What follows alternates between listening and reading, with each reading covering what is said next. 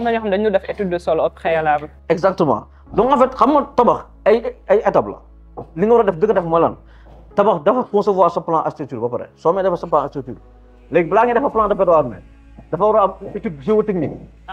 waaw yàlla ñoo géotechnicien bu war a ñëw def étude sol bi xam ni que sol bi portance am nangam la en général c'est en mégapascal. ñu bëri duñ ko def de. ñu bëri duñ ko def. donc loolu moom il faut que état bi daf ci vraiment xacitu wayam vraiment que en plus des plans archi et tous les autres documents administratifs yi ngay présenté pour am autorisation de construire que ñu si joindre les plans de béton armé en bonne et due forme. loolu mais bu ñu ko defee loolu rek c'est déjà un grand pas.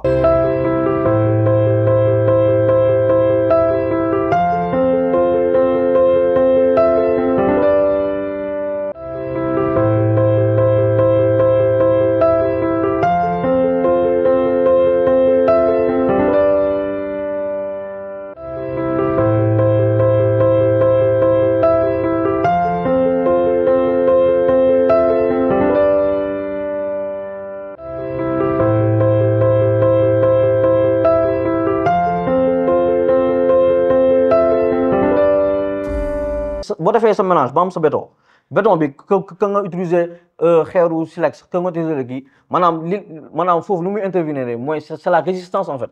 D'accord.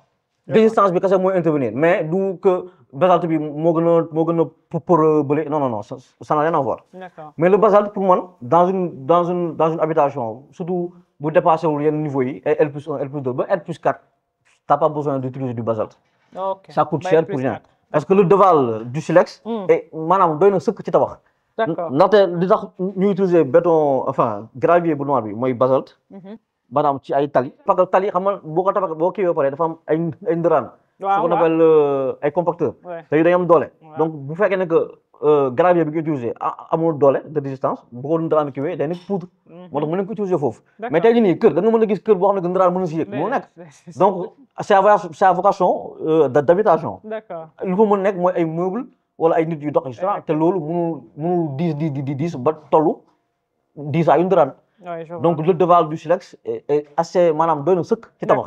d'accord alors ñu conclure ci foofu la ñuy yaakaar naa conclure suñu première partie bi. déjà on a parlé d'archi, on a parlé aussi d'ingénierie avec les étapes à suivre pour avoir un bâtiment solide pour éviter les effondrements et tout. Donc là, on va directement attaquer maintenant investissement immobilier. ñi yor projet immobilier yi ñi nga xamante ne tey dañu bëgg a tabax pour habitation wala tey ñu bëgg a tabax pour investissement. Aujourd'hui fi ñu commencé ci première question yooyu mooy yan zone stratégique tey ngay conseiller les porteurs de projet fan la ñu war a mën a tourner pour mën a am cette fois-ci ci investisseurs yi la ñu dem pour mën a am aujourd'hui un projet de construction rentable genre ñi bëgg a jënd suuf pour tabax pour jaay. wala ñi bëgg a jënd aujourd'hui pour faire du Airbnb. wala ñu bëgg a jënd pour faire aujourd'hui un R+4 R+10 pour faire de la location longue durée yan zone nga leen orienté. donc man loolu je pourrais pas peut-être vous donner une réponse boo xam ne que c'est li ma mën a wax rek mooy man li ma xam de par mon expérience. de par votre expérience. parce que en même temps vous avez été investisseur aussi. exactement de par mon expérience daal xam naa ne daal Dakar moom ça coûte trop cher. ku bëgg nag mën na dem. mais sinon si on sort un peu de Dakar donc par exemple comme Sébikotane chantier bi ñu nekk nii c'est à Sébikotane. ici lotissement yi baax na. c'est accessible. et puis capacité de portage sol bi elle est bonne elle est très bonne donc y a pas de problème. sinon Thiès aussi avec l'avènement du pétrole et du gaz ça va être un hub d'ici quelques années. foofu tamit c'est vraiment zone porteur la. zone Mbour bi tamit pareil. voilà. sinon bon après tamit am na ay Diamniadio affaire mais Diamniadio man yooyu noonu les zones là c'est des zones à manque gonflante. d'accord foofu soit tu as vraiment des moyens pour pouvoir faire des fondations qui sied. maanaam tu fais un radier général pour ne pas avoir de tassement différentiel. d'accord wala boobu su fekkee da nga ci faire un truc classique moom da ngay toog foofu quelques années après avec le mouvement du sol parce que c'est des manques gonflantes quand il pleut ça gonfle. période sécheresse mu kii donc mouvement boobu muy def noonu ça crée des tassements différentiels. D'accord. Donc après moo tax fissure yi ça fuse de partout même sax boo gisee sphère ministérielle bi nga ko tabaxee yàggul tuuti on voit de grandes fissures.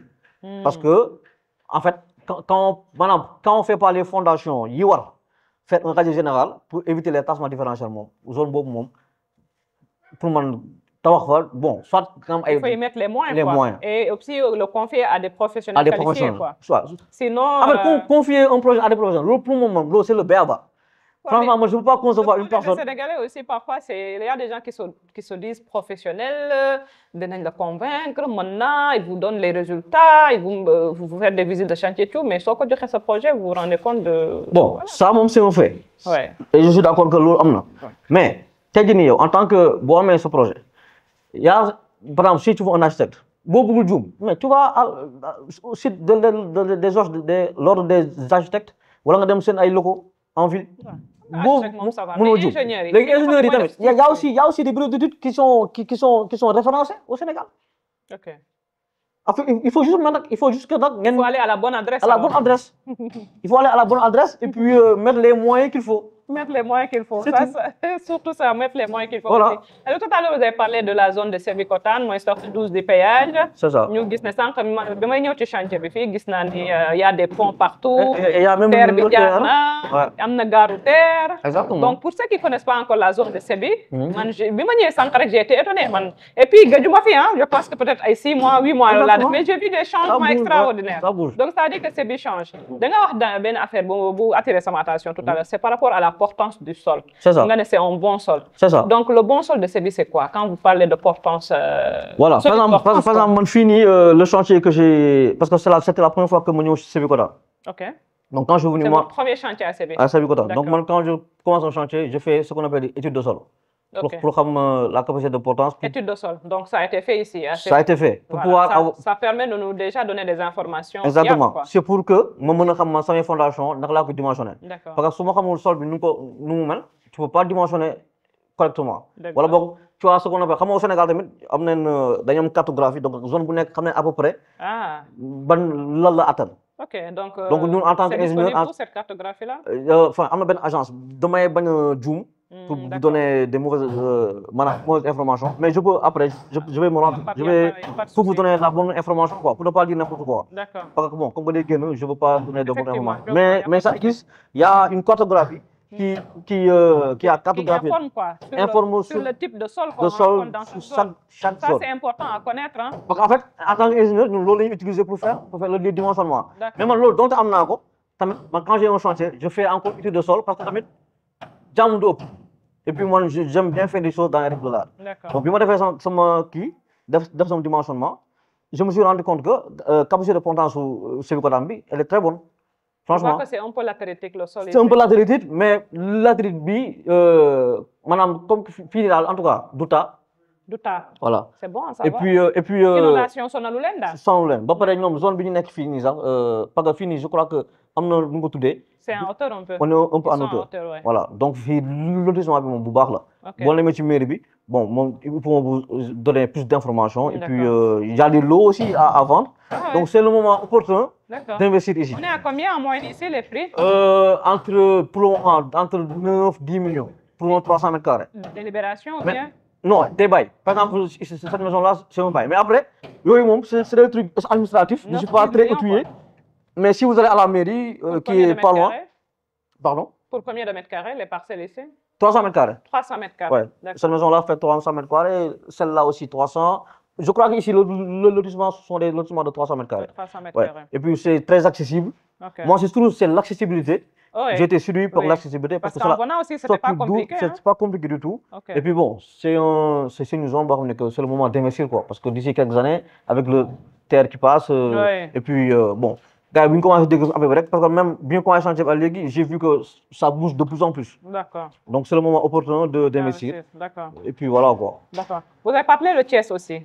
Thiès aussi. Vous avez parlé de hub économique. Qu'est-ce qui vous a permis de dire que Thiès est devenu un hub économique, un carrefour économique aujourd'hui? Parce qu'en fait, je me suis juste basé sur nos nouveaux dirigeants. Ils ont un programme Vision 2050 et ils ont prévu de faire de Thiès un hub, un carrefour économique. D'accord. Avec ici, à Thiès, on a là-bas, on a les carrières de basalte, de calcaire, de silex, on a du sable, on a beaucoup de ressources, donc ça va créer un engouement avec le pétrole et le gaz qui a été découvert aussi. Donc d'ici quelques années, ça va prendre. Donc il faut savoir flairer, quoi.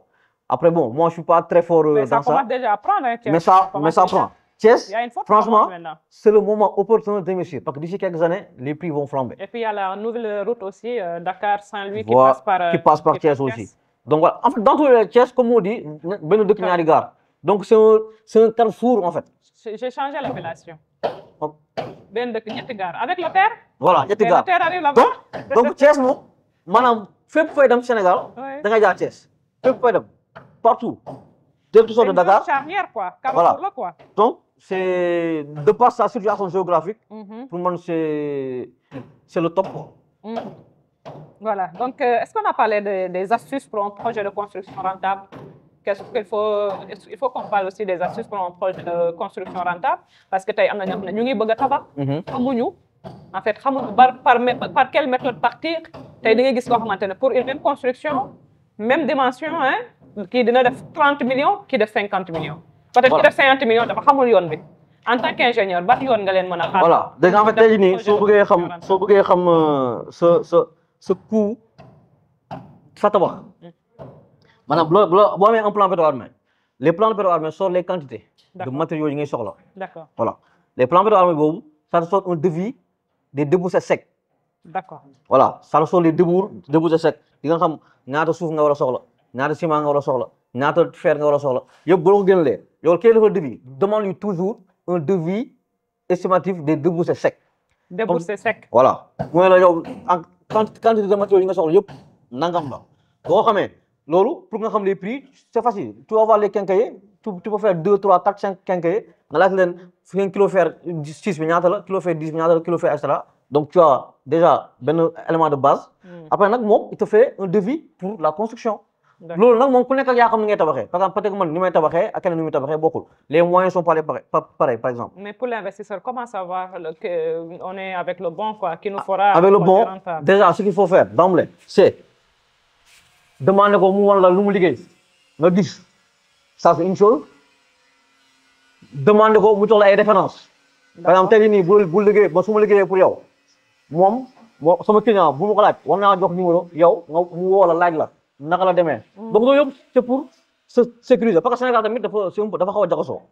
te ku jug ren ne entrepreneur la ingénieur la ok donc pour loolu noonu pour nga am élément de kii ba pare tamit bañ a rëy dem gis un ingénieur boo xam ne loolu muy liggéeyam ne ko man dafa dem defi bi xoolal ma est-ce que jaar na yoon ou pas moom en tant que professionnel lan la mën a wax est-ce que lii jàlloon na kaay normal na dëgg doomu na et cetera. D'accord. Parce que tamit parfois tamit il faut pas bëgg yom gis ku la dafa defi bu yom nga ne je vais marier à lui.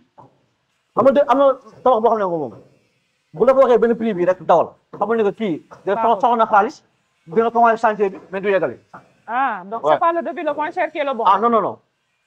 Je peux être moins cher mais su ma xoolee quantité de travail bi ma war a def xam naa ne que lii du ma ko yeggali mën naa commencé chantier bi def fondation yi mais après dama commencé di wax bopp wala chantier bi du taxaw muy traîner. C'est dangereux ça. Voilà, donc il faut que moi à chaque fois aller vers les professionnels, même si ça coûte cher, mais en fait ça coûte cher au début, mais à l'arrivée, il y a gagné. Parce que il a un devis moins cher, il peut ce projet. Ouais, mon banquier c'est avance démarrage. Après tu perds du temps et de l'argent. Pour voir sa qualité bizarre, je vais utiliser faire tel et utiliser beneen fer boo xam ne que yàlla comme doon peut-être contrôle bi nga wax sànq moo koy éviter quoi. Voilà donc il faut toujours se faire entourer de professionnels. Bien entouré même boo gisee benn professionnel mu defal la bul jëm ci moom dama prendre le temps de faire 2 3 ba 4 chercher des avis extérieurs. Il faut avoir 4 propositions. D'accord. Après nag tu prends le temps de regarder à toute connaissance de cause avec un conseil boo xam ne yow nekkul sa métier tu prends quelqu'un boo xam ne c'est son métier qui te conseille, te dit, ni, tu es à peu près sûr à 90% que ton projet va aboutir. Quoi. Ça, c'est vrai. C'est vrai. Maison ou appartement? Moi, je suis maison, moi. Moi, j'aime pas les appartements. Après, bon, ça, c'est culturel. Parce que moi, tu là, il y a Maguette, il y a Yaro, donc là, c'est pour moi, c'est plus intéressant. Dans le terrain, tu as un propriété, un voisin, ça t'appartient, tu en fais ce que tu veux. Et tu fais un projet qui te ressemble. Quand tu as un appartement, soit ça te convient, soit ça ne te convient pas. En général, tu ne peux pas avoir un appartement qui te satisfait à 100%, c'est impossible. Alors que tu fais tes plans à ta guise, def affaire yi yow ni nga ko sentir en général tu peux être épanoui dans ta maison. D'accord. Donc je préfère moi les maisons que les appartements. Dakar ou de Dakar? Hors de Dakar pour moi. Dakar c'est saturé de pourrier. Man tey jii nii je préfère vraiment aller vers Mbour sur la Petite Côte, avoir un plus large terrain avec un budget minime def lu ma neex que avec Dakar parce que terrain bi rek fa pour 120 millions après nga war a tabax c'est pas évident pour tout le monde. Voilà. Alors là, on dirait que vous avez répondu à la question parce que je voulais dire, vous êtes plus orienté Petite Côte ou Grande Côte vers le Lac Rose? Lac Rose, Lac Rose, Petite Côte, tout ça là, mais pour plus que, supposons que même 100 millions, avec 100 millions, les moments là-bas, Dakar, Dakar avec 100 millions, peut-être 150 mètres carrés. Et ces 150 mètres carrés, pour moi, culturellement, c'est pas pour le Sénégalais. Sénégalais, il faut que un peu pour fuir, etc. Donc culturellement, pour moi, c'était pas la chose à faire. D'accord. Sénégalais, nous, on a 300 mètres carrés. 300 mètres carrés. 350 mètres carrés, tout va bien nous imposer, mais c'est pas fait pour nous. Béatrice ou plate? Plate. Pourquoi? Plate, ça coûte moins cher. Moins cher? Moins cher. C'est un coupe-feu. Coupe-feu? Et c'est un excellent isolant phonique. Ah, c'est un isolant phonique. Excellent isolant phonique. D'accord. Voilà. Et surtout aussi, c'est coupe-feu. C'est coupe-feu, ça c'est très important aussi. Coupe-feu. Ouais. C'est intéressant. Bon, on va vous laisser faire dire vos remerciements, le mot de la fin, quoi. Ouais, bon, le mot de la fin, c'est juste que voilà. Je vais juste revenir sur mon cri de cœur, en fait. Il faut qu'au Sénégal, que les Sénégalais prennent le temps, parce que quand on veut investir des millions, parce que c'est un investissement de vie, en fait. C'est vrai. Voilà. Si on veut nga xam ne yow économiser nga ay millions lu mu ne parce que kër moom bu baax lu mu néew di def 30 millions wala kuy def 30 millions léegi nag benn 1 million 2 millions bi nga jël daf ko jox ay professionnel soo tëree sa xel dal franchement prenez le il faut qu'on s'auto-éduque. D'accord, ça c'est ñuy jël maanaam s'auto-éduquer. D'accord. ñuy maanaam jox ku nekk maanaam lu mu cëram ci affaire yi. boo amee projet immobilier va voir des professionnels de l'immobilier, un architecte, un ingénieur. Nous toppatoo sa affaire, tu es tranquille. Ça, c'est une chose. Et que les plans d'autorisation de construire au Sénégal, nous exiger maintenant les plans de béton armé. C'est très, très important. Parce que les plans d'autorisation de construire sur la base que des plans archi, pour moi, c'est une aberration. D'accord. Parce que vraiment, le plan béton armé est très, très important. Sans ça, madame, nous tabac. Mais dans les normes, tu ne peux pas concevoir ta maison sans les plans architecture. Moi, ça, des plans d'exécution. Moi, nous couramment quoi. Sans plan béton armé. Voilà. Donc les plans béton armé sont très très importants. Il faut que les Sénégalais sachent que nous. Madame, nous plan béton armé, on a plan. Non. Ni qui défend l'IWAR, franchement, allez voir les professionnels, faites vos projets en bonne et due forme, toppez la législation, vous êtes da ngeen di sécuriser seen bopp sécuriser sax seen ay dëkkandoo. Donc nit ki daal booy dem ba investir yenn millions yi fais les choses dans les règles de l'art. On vous laisse remercier vos équipes. Voilà, donc j'en profite pour remercier mes équipes effectivement parce que bon moi je suis rentré en 2021 je crois 2021 ou 2022.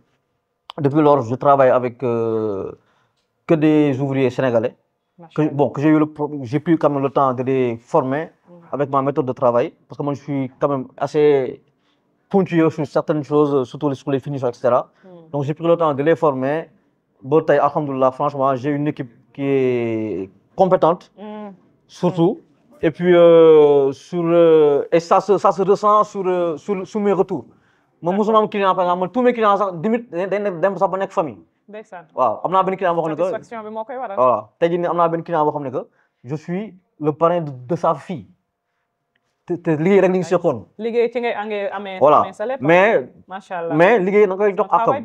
Voilà, da ngay nit ki boo amee liggéey da nga koy fonk def ci li war et puis bañ a voir tout de suite lan laa ci mën a am. Non. D'accord. Ma sama papa dama yaa ci ni que yow xoolal li la war nga def ko. Après wërsëg école wërsëg amul.